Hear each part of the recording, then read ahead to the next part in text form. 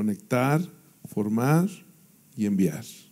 Ganar, conectar, formar, enviar. Ganar, conectar, formar, enviar. Y dentro de conectar, te recuerdo que dentro de conectar está la parte de conecta, grupos en casa, encuentro con Jesús y escuela de ministerio. Y la idea de todo esto es que juntos podamos entender el trabajo de Dios, cómo funciona el trabajo de Dios en nuestra vida.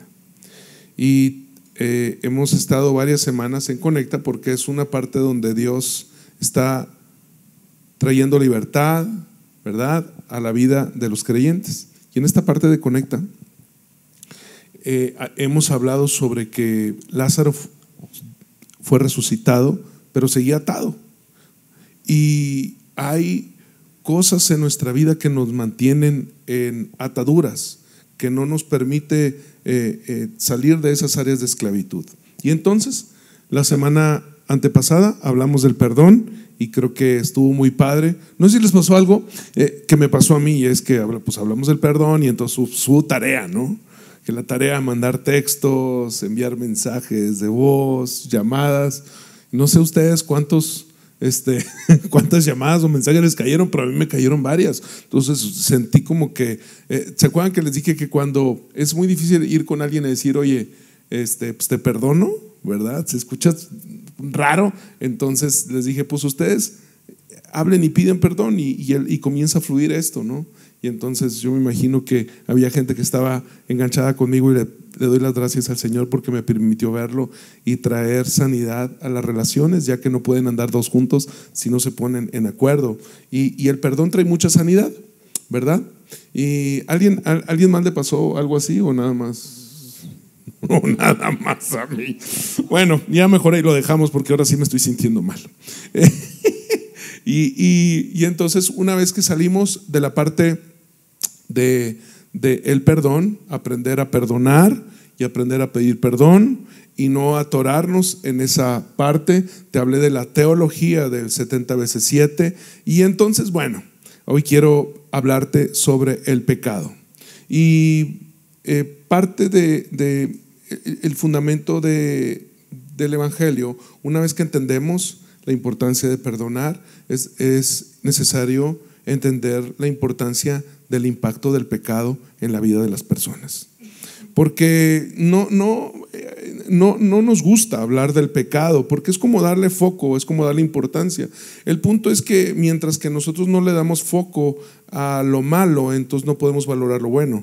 No podemos nosotros correr hacia el lugar correcto. Y una de las cosas que estuve predicando el domingo es que no se pueden amar sin odiar. No podemos amar sin odiar. No podemos decir que amamos a Dios sin odiar lo que Él odia. Y Dios odia el pecado. Y necesitamos identificarlo, reconocer el impacto y traer sanidad a esas áreas de nuestra vida. El Señor conoce el profundo daño del pecado en el ser humano, pero todavía más fuerte es que el Señor conoce lo profundo del daño que causa el pecado en la vida de la iglesia, porque al que mucho se le da, mucho se le demanda. Y Él sabe lo que el pecado provoca, sabe el poder destructivo, cómo corrompe el ánimo, cómo apaga la fe, cómo anula el propósito. Mira esto, no hay nada más destructivo en una vida que un pecado sin arrepentimiento. Quiero comenzar con esta ilustración que venía pensando en el vuelo ayer en la noche. Y el pecado actúa más o menos así. El pecado es como un imán que se adhiere a nuestra vida. ¿Por qué? Por lo que sea. Y ahorita vamos a hablar por qué suceden esas cosas. Pero ponle la cualidad o ponle la historia que sea. Hay cosas que se van pegando de tiempo en nuestra vida. como si fuéramos nosotros un refrigerador y el pecado fuera un imán. Y entonces, no sé si te has dado cuenta que un imán, entre más tiempo lo dejes en el refrigerador, más se adhiere al refrigerador. ¿Por qué? Porque hay ciertos residuos del imán que comienzan a impactarse. De hecho, hay imanes que a veces uno ya no quiere tener ahí en el refri, y cuando lo saca se queda la marca, ¿verdad? Del imán, se queda como la mancha, la marca. ¿Por qué? Porque el pecado deja mancha, el pecado deja marca, el pecado deja un impacto en la vida de las personas. Y ese impacto viene cuando nosotros comenzamos a cambiar nuestros hábitos. El arrepentimiento no solamente comienza con un cambio de pensamiento, pero después del cambio de pensamiento tiene que hacer un cambio de caminar, un cambio de hábitos, un cambio de molde, un cambio de estrategia. Entonces la imagen es esta, en que mientras más vamos avanzando, hay ciertos imanes que se van pegando en nuestra vida. Ahora bien, hay imanes chiquitos. En este sentido todos los pecados son iguales, pero entendemos que aunque Dios ve el pecado igual, el impacto es distinto de algunos de los pecados. Hay un impacto en áreas distintas. No es que perjudiquen más, no es que perjudiquen menos, sino hay impactos distintos. Hay, como por ejemplo, impacto en el área sexual. A veces hay impacto en el área material, a veces hay impacto en el área económica, a veces hay impacto en el área relacional, a veces hay impacto en la vida. Entonces cada una de esas traen impacto, y no se te ha pasado que de repente tienes el refri lleno de un montón de imanes y ya está la puerta pesada, ya no cierra bien, ya está media caída. Y ese es el momento donde te das cuenta que nuestra vida parece nuestro refrigerador que se estacionó en los 90s, ¿verdad? Con un montón de fotos, de imágenes, de viajes que hiciste y que te traíste la imagen de Acapulco de 1985, y ahí está. Y así son imanes, ciertos pecados que no provocamos un arrepentimiento genuino en nuestra vida. Ahora, parte de Conecta, es importante entender que una vez que aprendemos a perdonar, nosotros tenemos que entender el impacto de la palabra, que debe traer un cambio en nuestra manera de pensar, porque la palabra nos convence de pecado. Te decía que no hay nada más destructivo en la vida que un pecado sin arrepentimiento. Te lo voy a decir de otra manera: no hay nada más destructivo en la vida de un creyente que un pecado solapado. Un pecado solapado mucho tiempo genera un estilo de vida de esa misma manera. Muchas veces no necesitamos que el enemigo nos ataque, porque nosotros con nuestros propios hábitos nos estamos saboteando todo el tiempo. Y entonces, dicho esto, libertad. Di conmigo, libertad. Estamos en la parte de Conecta, y quiero que todos tengamos esto en la mente, la parte de Conecta. Bien, el texto base está en Mateo capítulo 18, versículos del 6 al 9. Vamos a comenzar leyendo el 7. El 7, ¿ok? Ahí te voy. Hay del mundo por los tropiezos, porque es necesario que vengan tropiezos, pero hay de aquel hombre por quien viene el tropiezo. El Señor conoce este impacto del daño. El Señor sabe cuán destructivo es. Vivimos en una generación que normaliza el vivir en destrucción. Le llama a lo bueno malo y a lo malo bueno. Y hay algo que reconocer del diablo, y es que ha logrado un objetivo, y es difuminar la línea entre el bien y el mal. Ahora es mucho más complicado caminar, porque está muy difuminado. De repente hay palabras que ofenden simplemente por hablar la simple verdad. El Señor no solamente está hablando del solo mundo como tal, está hablando también como una cosmovisión. Ay de aquel que mantiene su vida de esa manera, sino también el peligro más grande, que no necesariamente puede estar afuera, sino adentro. Un corazón que se acostumbra a vivir con mañas, un corazón que se acostumbra a vivir en pecado. Si esta palabra no se pastorea bien, podemos caer en un poco de legalismo, pero es necesario entender: el pecado es pecado y es incorrecto, y necesitamos entender que todos nos equivocamos, pero mucha equivocación con el mismo pecado causa una mancha diferente, y es solapar el pecado. El problema de un pecado solapado es que se multiplica fácilmente en más personas. El pecado no quiere entretenernos, el pecado quiere exterminarnos. Mientras nos sentimos entretenidos, comienza una exterminación de adentro hacia afuera. Y dice: ay del mundo por los tropiezos, pero ay de aquel por quien viene el tropiezo. Comenzamos de atrás para adelante. Ahora sí, el origen del pecado. Quiero recordarte que el pecado no comenzó en un bar, no comenzó en un prostíbulo. El pecado no comenzó en un lugar equivocado. El pecado comenzó en el corazón de alguien que quiso ser igual a Dios. Entonces, ¿en dónde comienza el pecado? En el orgullo. El problema es que somos muy buenos para señalar lo que otros hacen, pero al final es el mismo orgullo por señalar lo que otros hacen. No sé si me estoy explicando. Al final, el principio de todo pecado es el orgullo.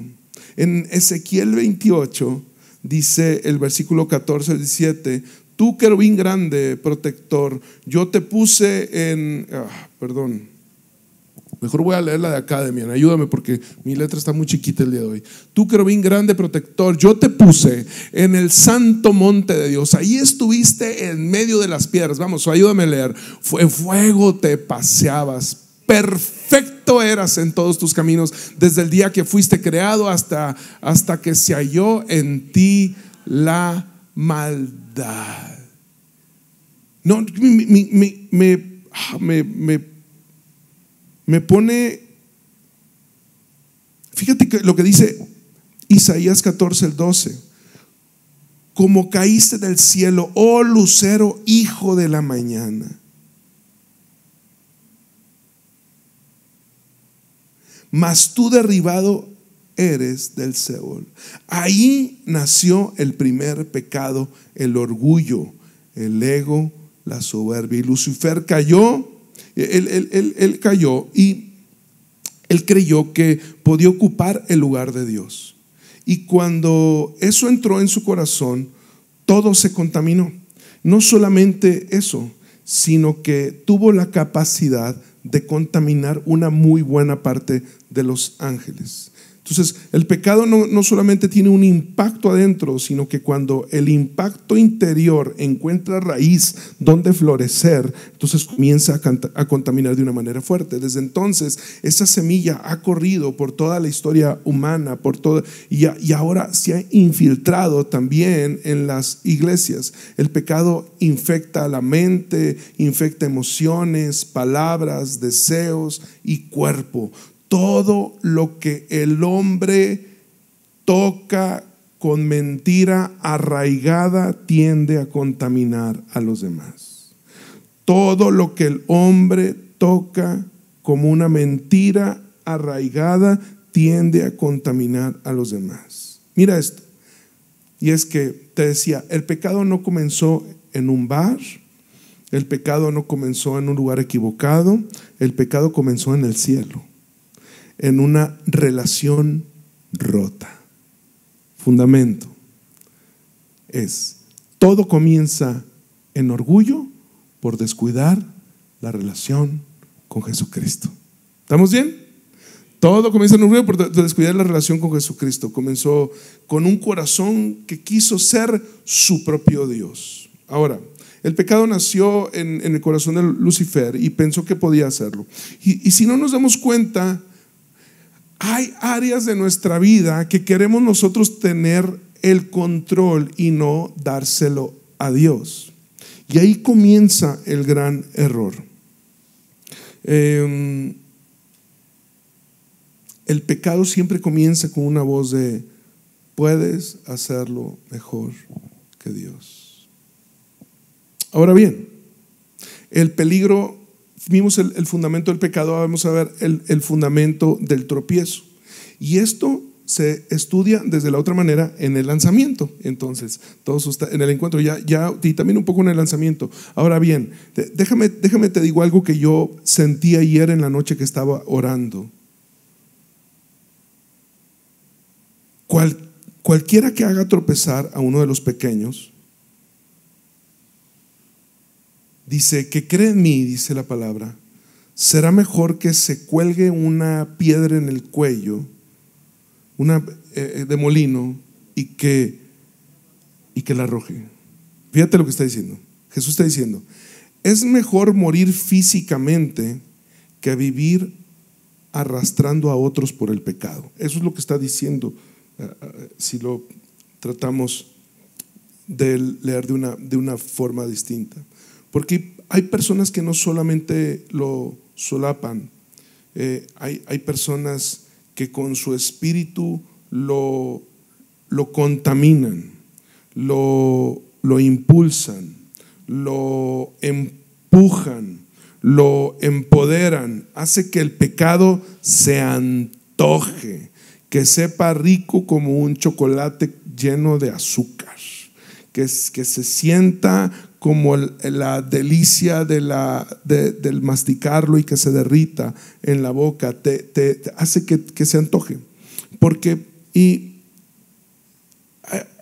esto es importante, porque entendemos que el Señor no nos pide perfección, el Señor nos pide pureza. Y el Señor nos pide perfección, el Señor nos pide pureza. La pureza no es no fallar. La pureza es no hacer las paces con la falla. La pureza no es no fallar, porque todos vamos a fallar. La pureza es no hacer las paces, no hacer las concesiones, hacer como que no pasa nada, acostumbrarme. ¿Sí? ¿Tiene sentido? Ahí les va. Y entonces, el peligro de toda persona en este momento del tropiezo es el siguiente. Yo creo que somos buenos para ver las equivocaciones de otros, porque así somos. El ser humano es así. A todos nos damos cuenta a quién le huele la boca, pero no nos damos cuenta cuando nos huele la boca a nosotros, ¿no? Entonces sé que es muy burdo esto que le sigue, pero es la mejor forma de poderlo explicar. Ahora bien, el problema es, yo me doy cuenta, y como yo me doy cuenta, yo lo señalo, y como yo lo señalo, yo permito acusación, y como yo permito acusación, entonces hace su trabajo de arraigarse el pecado, y a eso se le llama tropiezo. Ahora bien, el problema es el siguiente: el problema es que estoy permitiendo, tolerando, haciendo las paces y diciendo lo que ellos hacen es incorrecto, cuando en realidad no estoy viendo el pedazo de madera que hay acá. ¿Sí? ¿Cómo puedes ver la paja y no ves el pedazo de madera? Y eso es lo complicado del tropiezo, del pecado arraigado. Jesús entonces está hablando del impacto relacional, el impacto que causa. Y voy adelante, quiero dejarte algo importante. Jesús está utilizando un lenguaje muy severo para mostrar la gravedad, y está diciendo: es preferible que te amarres una piedra al cuello y la tires. ¿Por qué? Porque Él sabe el impacto espiritual que esto tiene en los demás. Él sabe el sufrimiento espiritual que viene a la larga. Ay del mundo por los tropiezos, porque es necesario que vengan tropiezos, pero ay de aquel hombre por quien viene el tropiezo. Esa palabra ay es una expresión de dolor, pero es una expresión de advertencia. No es solo juicio, sino es tristeza de Dios. Dios se entristece. Es como que si Jesús dijera: siento compasión por lo que te espera si no lo cambias. Siento compasión por lo que te espera si no lo corriges. Y quiero detenerme aquí porque esta palabra no es para condenarte, sino para despertarte. Esta palabra no es para que nos sintamos con una culpa, sino para que nos sintamos y despertemos a un mundo en el cual tenemos que quitar esos imanes con los cuales hemos negociado. Entonces Jesús dice: ay del pecador. O sea, es decir, a ver, me regreso. Jesús no está diciendo ay del que se equivoca, sino está diciendo ay de aquel por quien vienen las equivocaciones. Es decir, no seas tú el canal para que otros puedan alejarse de Dios. No seas tú el canal para que otros vivan una vida equivocada. No seas tú el canal para que otros vivan en una vida llena de chismes de iglesia. ¿Quiénes somos nosotros para determinar si uno se equivoca o no, cuando la palabra de Dios es la única que nos convence de pecado? ¿Quiénes somos nosotros para señalar y para decir si alguien está equivocado o si alguien está bien? Entonces ese es el tropiezo del que está hablando aquí la palabra. Ay de los que provocan este problema, porque el pecado del mundo es grave, pero el pecado dentro del pueblo de Dios tiene un impacto todavía más fuerte. El problema es este: el problema es que la voz de la iglesia fuera de la iglesia ha perdido mucha credibilidad, porque la iglesia se ha convertido en soldados que saben darle tiro de gracia a los que se equivocaron. Porque este es el impacto que se genera en estar, porque no está la palabra penetrando en nuestro corazón para ver lo que hay dentro de mí por estar señalando lo que está sucediendo en otros. Ahora bien, en Mateo capítulo 18 versículos 8 y 9 dice: si tu mano o tu pie te es ocasión de caer, córtalo y échalo de ti. No dice, fíjate, no dice suavízalo, no dice administralo, dice córtalo. Bien. Y hasta esto quería llegar. El Señor nos pide perfección, nos pide esta pureza, te decía. Pureza no es no fallar. Pureza es no hacer las paces con aquello de que nos ha mantenido en equivocación. Pureza es decir: Señor, esto me duele, pero ya no quiero vivir así. Ya no quiero solaparlo en mi vida, quiero cambiarlo. Entonces muchos creyentes están cansados porque han vivido muchos golpes del enemigo y están cargando el peso del pecado que nunca entregaron, el peso del pecado que nunca se confesó, el peso del pecado que se mantuvo solapado. Y no podemos tener un altar con excusas al mismo tiempo. No podemos tener un altar que rinda culto a Dios con excusas al mismo tiempo. El fuego de Dios no solamente es como una ofrenda que sube como de nuestra generosidad o de nuestro servicio a Él, sino la ofrenda tiene que traer un rendimiento interno en el corazón, una pureza, una santidad. Porque dice: sed santos como vuestro Padre es santo. Dice que sin santidad nadie podrá ver al Señor. Escúchame, no se trata de ser duros, sino se trata de ser honestos. Y entonces yo te mencionaba el domingo de hace 15 días que los querubines estaban diseñados para la adoración. Y entonces que tenían 2 alas que se tapaban los ojos, que está representando la honra, la reverencia que se le da a Dios. Con otras 2 alas volaban, pero con otras 2 alas estaban cubriendo sus pies. La representación de estas alas ocupan dos áreas de nuestro carácter. Número 1 está ocupando la humildad, pero número 2 está ocupando la honestidad. O sea, a Dios no lo sorprendemos con nuestra equivocación. A Dios no le sorprendemos con esta equivocación, pero como la palabra no está diseñada para regresar vacía, esa palabra que fue enviada, la idea es que traiga honestidad en nuestra vida y que le digamos: Dios, me equivoqué.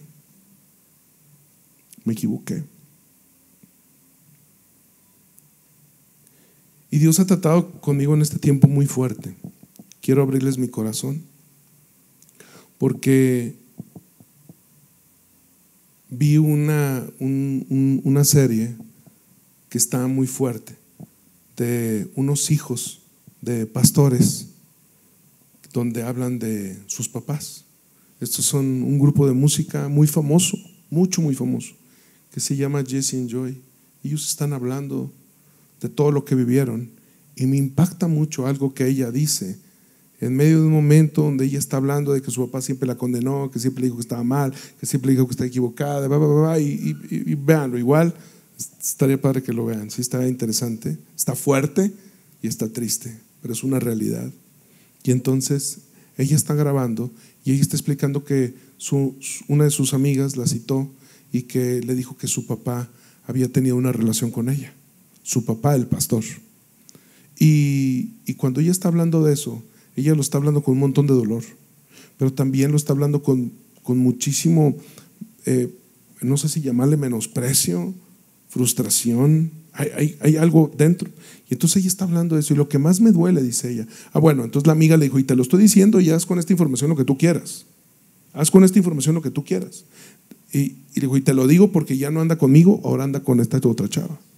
Y entonces ella, pues hablaron con su mamá, y ella comienza a llorar en medio de la entrevista o de lo que están haciendo. Pide que apaguen la cámara y comienza a llorar, y luego sigue grabando. Pero ella habla algo, ella habla de algo y dice: lo que más me duele es que a mi papá nunca escuché que pidiera perdón. Nunca dijo a mi mamá perdón. Entonces, ¿cómo? En su lenguaje no existía la palabra perdón. No existía. Y me puse a pensar en esto, que cuando Dios nos redarguye de pecado, no solamente nos lleva a pedirle perdón a Él, sino nos debe llevar a pedirnos perdón entre nosotros. Nos debe llevar a pedirle perdón a nuestros hijos, a nuestra familia, a tratar de resarcir el daño que hemos causado con nuestro lenguaje, con nuestro carácter, con nuestras ideas, a resarcir. Y ellos escribieron una canción donde hablan de eso, y obviamente están tirándole a su papá. Y me puse a pensar en esto, porque pudo haber sido de muchísimo poder ellos, pero cómo el pecado va, dice, hasta la 4ª y 5ª generación, hasta la 3ª y 4ª. Y sí, en Cristo la maldición está rota, pero mientras que nosotros sigamos en comunión, en consecuencia, en negociaciones con el pecado, comienza a multiplicarse en nuestras familias. El Señor conoce lo profundo de este daño, y por eso nos llama, cuando nosotros le conocemos, a cortarlo en ese momento, a cortar los estragos, a tener una vida diferente, antes de que destruya más. Y Jesús no está hablando de una mutilación física, córtalo, sino está hablando de una mutilación espiritual. No está hablando de que se corte una parte del cuerpo, está hablando de que cortemos con todas aquellas cosas que nos mantienen en ese lugar. Que cortemos con textos, cortemos con llamadas, cortemos con redes, cortemos con aquellas cosas que nos mantienen, cortemos con conversaciones, aún entre cristianos, porque este es el impacto más fuerte, que se corte con cosas que están perjudicando. Y Jesús no pide algo imposible, sino pide algo intencional. Él no pide algo que no se pueda, sino que sé intencional en cortar con aquellas cosas que te mantienen ahí. Él nos dio el poder de su Espíritu para vencer el pecado. No se trata de condenarnos, sino se trata de restaurarnos. El Señor conoce este daño y por eso te dice: córtalo hoy. Y creo que no podemos vencer lo que todavía protegemos. El Señor nos llama a una vida de pureza y no de perfección. Y entonces nosotros aprendemos a perdonar y a lidiar con lo que nos hacemos los unos a los otros. Y ahora el Señor nos está enseñando a lidiar con estas áreas de nuestro corazón que necesitan cambiar. Y este es el mensaje que quiero que tengamos salud, que tengamos para el día de mañana. Se los voy a enviar para que lo puedan proyectar. Es para que, solamente los jóvenes les pido que lo prediquen ustedes para que puedan cambiar el lenguaje. Quiero pedirles algo y les voy a dejar esta parte. Eric, ¿me ayudas a tocar tantito el piano? La idea es la siguiente. Hay un poder que Dios nos dio en la palabra. La palabra nos convence. ¿Te acuerdas cuando Jesús en la última cena les decía que uno los iba a entregar? Y entonces entre ellos se preguntaron: ¿seré yo? ¿Seré yo? ¿Seré yo? ¿Sí? Okay. Porque eso es lo que hace la palabra de Dios. La verdadera visión de Cristo en nuestra vida trae convicción de pecado, más allá de palabras persuasivas para que Él haga un milagro en nuestra vida. Esa convicción de que: Dios, necesito que metas tu mano a mi vida, perdóname. Quiero dejar de hacer concesiones y negociaciones con aquellas cosas que he venido cargando durante mucho tiempo. Esta, te digo, no es una palabra de condenación, sino es una palabra donde el reflejo, la visión de Dios debe traer convicción a nuestra vida de que hay cosas que tienen que cambiar. Y solo tú sabes en lo profundo del corazón. Pero lo segundo es que hay un poder en la confesión. Hay un poder en la confesión. El poder de la confesión trae fortaleza a nuestro corazón para traer un cambio a nuestra vida.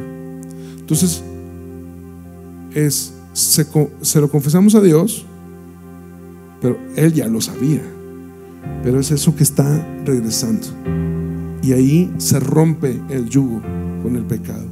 Pero también hay una claridad y hay una libertad en que nos podemos confesar entre unos y otros. El peligro de esto es el chisme que luego hay en la iglesia, y por eso en la iglesia tenemos que ser prudentes. Y este equipo pastoral necesitamos aprender a ser más prudentes, y necesitamos aprender a ser más diligentes con las cosas que nos llegan a nuestras manos, porque está dañando la confianza que puede haber en los equipos. Entonces yo quiero hacer algo. Quiero que ahorita oremos y cada uno se ponga a cuentas con Dios. Cada uno nos pongamos a cuentas con Dios. Y lo segundo es que si tú te sientes atorado en alguna área que necesitas ayuda, tú puedes hablar con tu esposa y decirle: ayúdame, ayúdame. Puedes hablar con algún pastor y decir: ¿me podrías ayudar? Quiero salir de esto. Y en la confesión hay libertad. ¿Ok? Entonces, ¿te parece bien si nos ponemos a cuentas con Dios? Señor, hoy te pedimos perdón.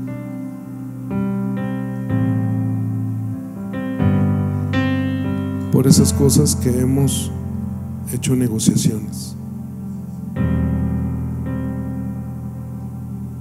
Quizá algún exceso, quizá alguna palabra equivocada, algún juicio. algún mensaje equivocado, algún video, Señor, alguna conversación. Quizá no solamente hemos sido parte de un cuarto en el cual se ha hablado mal unos a otros, sino hemos sido parte de lo que se ha dicho. Hemos opinado y hemos conservado y has hecho consecuencia a un espíritu, en lugar de vulnerabilidad y cambio, un espíritu de chisme y juicio que ha contaminado los corazones, que ha contaminado los liderazgos y que me ha hecho que yo pierda fuerza espiritual para salir de mis errores, que yo pierda poder en mis pensamientos, que yo pierda poder en mis habilidades por estar atorado en esas áreas de mi vida. No quiero más concesiones. Sé que no soy perfecto, pero quiero ser honesto. Cambia mis hábitos, cambia mi vida, cambia mi corazón. Quiero que el impacto de mi pecado o de mi equivocación o de mis hábitos no vaya afectando a mis hijos, no afecte mis relaciones, no afecte mi matrimonio, no afecte mis negocios, no afecte mi corazón físico. Señor, perdona mis pecados como yo perdono a los que me han herido y maltratado. Limpia mi corazón. Quiero ser honesto, quiero ser sencillo, quiero ser humilde. Espíritu Santo, necesito un cambio en mi vida. Necesito un cambio en mi corazón. Ablanda mi corazón.